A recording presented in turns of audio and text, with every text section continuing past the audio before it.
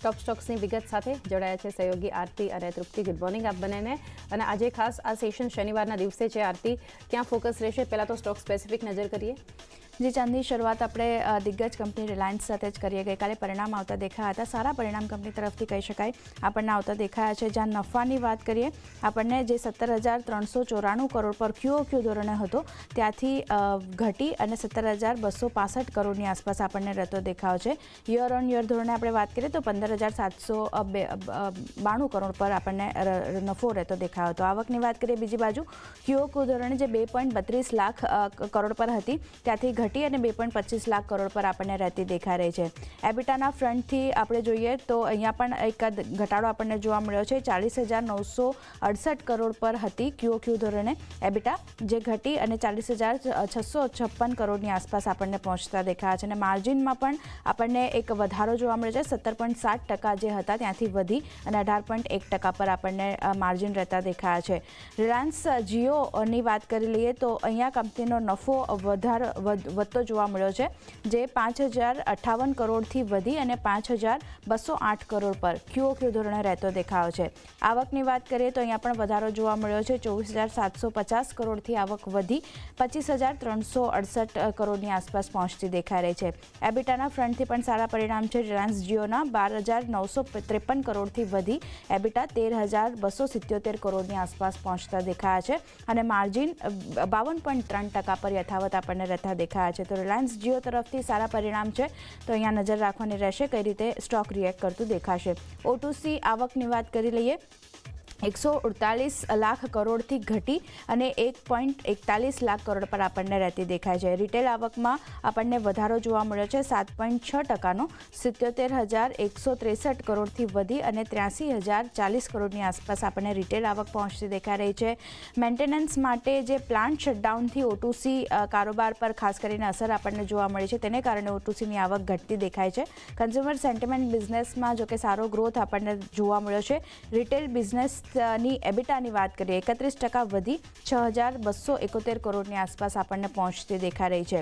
Oil and gas સેગમેન્ટની વાત કરીએ તો અહીંયા રેકોર્ડ એબિટા ગ્રોથ રહેતો દેખાયો છે Q3માં અને દેશના કુલ ગેસ ઉત્પાદનમાં KG-D6નું યોગદાન જે છે તે આપણને 30% રહેતો દેખાયો છે. સાથે જ જીઓ કારોબારમાં મજબૂત ગ્રોથ જે છે તે આપણને રહેતો દેખાયો છે. રિલાયન્સ જીઓની આવક 2.5% વધતી જોવા મળી છે અને Q3માં જીઓના આરપુઝની ખાસ કરીને વાત કરીએ તો 2%નો વધારો 181.7 પર આપણને આરપુઝ જે છે જીઓના તે રહેતા દેખાયા છે. સબસ્ક્રાઇબર મિક્સથી 5G ફ્રી અનલિમિટેડ ડેટા પર કોઈ અસર આપણને નથી જોવા મળી અને સબસ્ક્રાઇબર વધવાથી ટોપલાઇન ગ્રોથ જે છે તે ખાસ કરીને આપણને મજબૂત રહેતો દેખાયો છે. છેલ્લા 5 ત્રિમાસિકથી જીઓના એબિટાની વાત કરીએ 52.4% પર આપણને યથાવત રહેતા દેખાયા છે. તો ઇન એન્ડ ઓલ કહી શકાય કે મિશ્ર પરિણામ છે ઓવરઓલ રિલાયન્સ તરફથી. તો આજે કઈ રીતે સ્ટોક રિએક્શન આપે છે તેના પર ખાસ ફોકસ રાખવાનું રહેશે. નેક્સ્ટ HUL, અહીંયા પણ નબળા પરિણામ છે કંપની તરફથી. નફાની વાત કરીએ 0.6%નો વધારો આપણને જોવા મળ્યો છે. 2,519 કરોડ પર રહેતું દેખાયું છે, જે અગાઉ 2,505 કરોડ પર હતું. અનુમાન હતું 2,655નું, તો અનુમાન કરતાં નબળા પરિણામ છે. આવકની વાત કરીએ 0.3% આવક કંપનીની ઘટતી જોવા મળી છે અને ઘટીને લગભગ 15,888 કરોડ પર આપણને પહોંચતી દેખાઈ રહી છે. એબિટાના ફ્રન્ટની વાત કરીએ 0.1%, એકદમ ફ્લેટ એબિટા વધતા જોવા મળ્યા છે. 3,540 કરોડ પર પહોંચતા દેખાયા છે, જે અગાઉ 3,537 કરોડની આસપાસ હતા. માર્જિનની વાત કરીએ તો થોડો ઘણો વધારો અહીંયા જોવા મળતો દેખાયો છે. 23.2% પર હતા, ત્યાંથી સુધરી અને 23.3% પર આવતા દેખાયા છે. અનુમાન 24%નું હતું, એટલે અનુમાનથી ખરાબ પરિણામ છે, પણ ઓવરઓલ એક સારા પરિણામ આપણને આવતા દેખાયા છે. વોલ્યુમ ગ્રોથની વાત કરીએ અનુમાન મુજબ 2% પર આપણને રહેતા દેખાયા છે વોલ્યુમ ગ્રોથ. ગ્રોસ માર્જિન અનુમાન મુજબ 4% સુધરતા જોવા મળ્યા છે અને ADD ખર્ચની વાત કરીએ ખાસ કરીને તો 2.6% આપણને વધતો જોવા મળ્યો છે. 3.5%નું અનુમાન હતું, તો તેની સામે ADD ખર્ચ પણ આપણને વધતો જોવા મળ્યો છે. સેગમેન્ટ વાઇઝ આવક ખાસ કરીને HULની જોઈ લઈએ તો હોમ કેર જે સેગમેન્ટ છે -1.2% આની આવકમાં ઘટાડો આપણને જોવા મળ્યો છે. બ્યુટી એન્ડ પર્સનલ કેરની આવકમાં -1% ઘટાડો જોવા મળ્યો છે. ફૂડ અને રિફ્રેશમેન્ટમાં +0.9% આવક આપણને વધતી જોવા મળી છે. તો ફૂડ એન્ડ રિફ્રેશમેન્ટની આવક વધી છે. Home care, beauty, personal care જે છે તેની આવક આપણને ઘટતી જોવા મળી છે. તો એક નબળા પરિણામ HUL તરફથી પણ આવતા દેખાયા છે. નજર રાખવાની રહેશે સ્ટોક કઈ રીતે રિએક્ટ આપે છે. RBL બેંક તરફથી પણ પરિણામ રજૂ થયા હતા. Q3 FY24માં NIIની વાત કરી લઈએ, ખાસ કરીને યર ઓન યર ધોરણે 34.64% વધારો આપણને જોવા મળતો દેખાયો છે. 1545.9 કરોડ પર નેટ ઇન્ટરેસ્ટ ઇન્કમ રહેતી દેખાય છે, જે અગાઉ 148.15 કરોડની આસપાસ હતી. વાત કરી લઈએ નફાની, તો અહીંયા નફો પણ આપણને યર ઓન યર ધોરણે 11.54% વધતો જોવા મળતો દેખાયો છે, જે અગાઉ 209 કરોડ પર હતો ત્યાંથી વધી અને 233.1 કરોડ પર આપણને પહોંચતો દેખાયો છે. સાથે જ GNPA રેશિયોની વાત કરી લઈએ તો જે 3.12% પર હતો તે 3.12% પર આપણને યથાવત રહેતો દેખાયો છે. NNPA રેશિયોની વાત કરીએ તો 0.78%ની સામે 0.8% પર આપણને નેટ NPA જે છે તે રહેતા દેખાયા છે.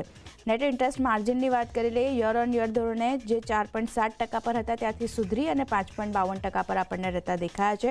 ડિપોઝિટમાં પણ આપણને યર ઓન યર ધોરણે 13.5%નો વધારો જોવા મળ્યો છે.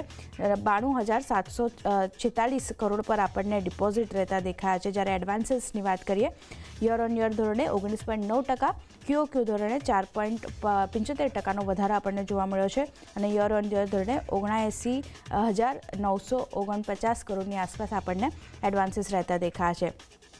સેમ ઇન કેસ સ્લીપેજીસમાં પણ આપણને વધારો જોવા મળતો દેખાયો છે. 23.1%નો વધારો આપણને જોવા મળ્યો છે.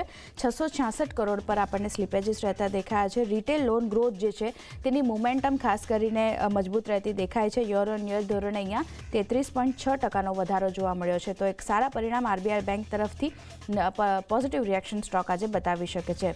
હિન્દુસ્તાન ઝિંક, અહીંયા પણ ગઈકાલે પરિણામ આવ્યા હતા. નેટ પ્રોફિટ કંપનીનો ઘટતો જોવા મળ્યો છે. 5.5% ઘટ્યો છે. 2038 કરોડની આસપાસ પહોંચતો દેખાયો છે. આવકની વાત કરીએ, 7.1%નો ઘટાડો છે. 7,310 કરોડની આસપાસ આવક પહોંચતી દેખાય છે. એબિટા પણ 5% ઘટી 3,521 કરોડની આસપાસ પહોંચતા દેખાય છે અને માર્જિન જે 47.1% પર હતા ત્યાંથી વધી થોડા ઘણા 48.2% પર આપણને આવતા દેખાયા છે. તો માત્ર માર્જિન વધ્યા છે, પણ બાકીના ફ્રન્ટથી એક નબળા પરિણામ છે હિન્દુસ્તાન ઝિંક. પાવર એન્ડ ફ્યુઅલની વાત કરીએ, 28% ત્યાં આપણને ઘટાડો જોવા મળ્યો છે.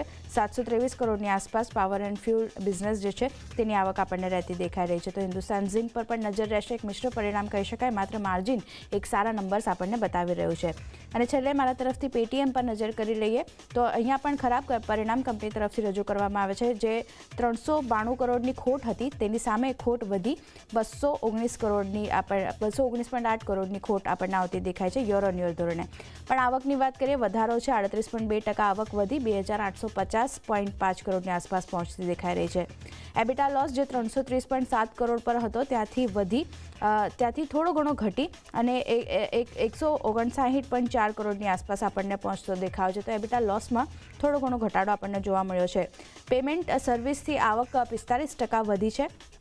1730 કરોડની આસપાસ પહોંચતી દેખાઈ રહી છે.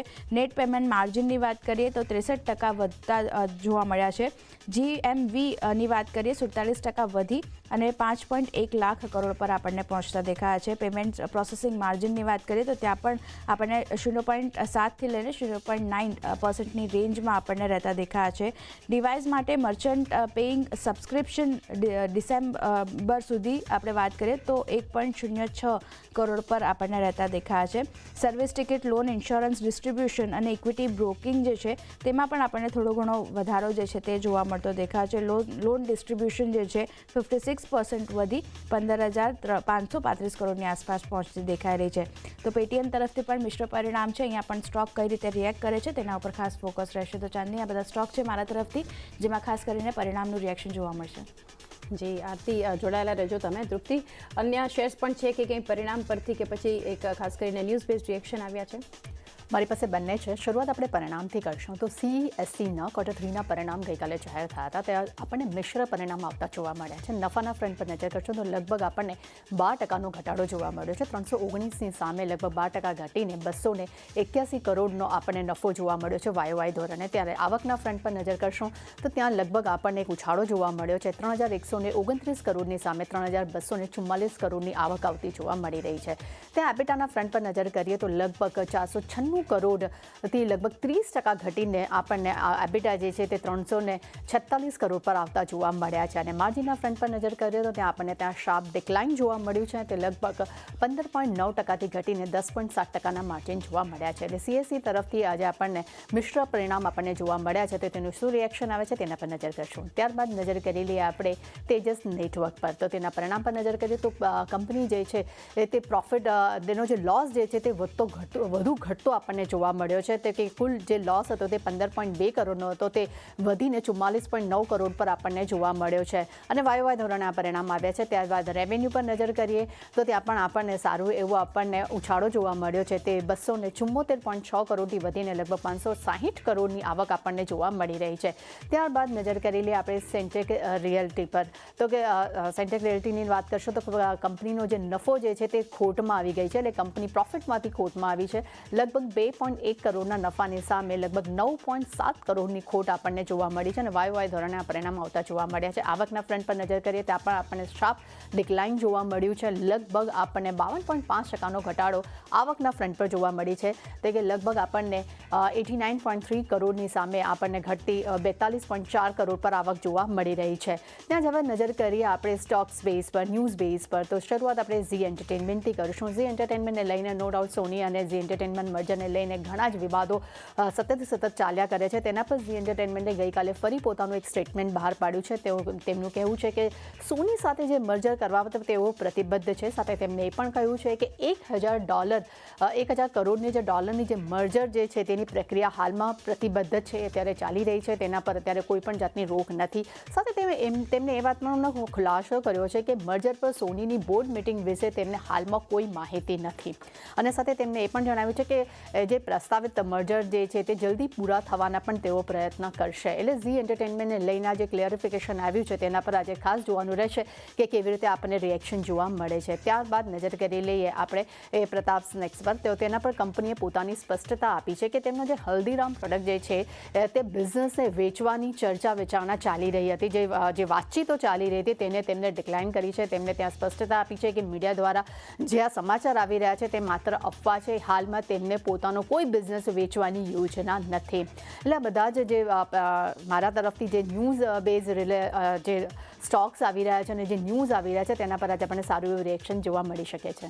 જી, આ બધા કાઉન્ટર્સ